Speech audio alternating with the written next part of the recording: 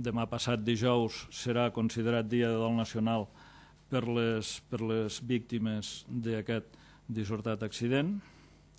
i informar finalment que, atès que no hi haurà funerals aquí a Andorra, com acabo de dir, pels difunts, acabo de parlar amb el copríncep episcopal i dimecres de la setmana vinent, que és dimecres 18, hi haurà una missa en record de les víctimes a Sant Esteve d'Andorra la Vella. Tots els difunts seran traslladats a Portugal per a ser enterrats i, per tant, que no seran enterrats al nostre país, tot i que un dels 4 treballadors que han estat rescatats darrerament, un d'ells era ja també de nacionalitat andorrana recent, del mes d'abril, però s'entén que les famílies vulguin retornar als llocs d'origen. Hi ha una instrucció judicial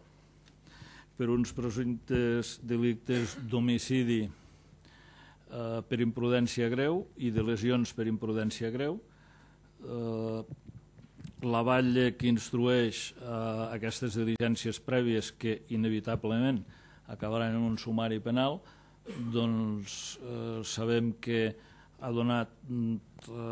instruccions a uns pèrits que ha anomenat, a 3 pèrits, de fer una sèrie d'enquestes, i a partir d'això hi ha un perímetre d'aquesta part afectada per les obres que queda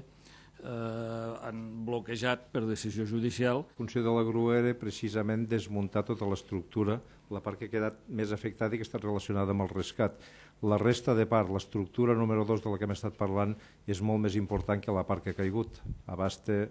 si hem tingut accés als plans, els plànols, pot ser 2 vegades o 3 vegades més que el que és la zona afectada.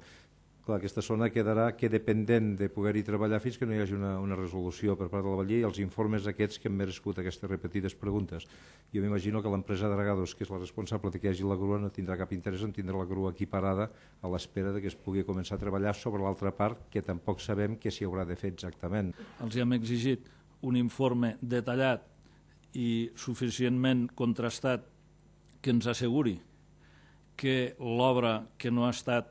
objecte d'esfondrament, és a dir, la part d'obra que va des de la sortida de la boca del túnel fins a l'embrancament amb la part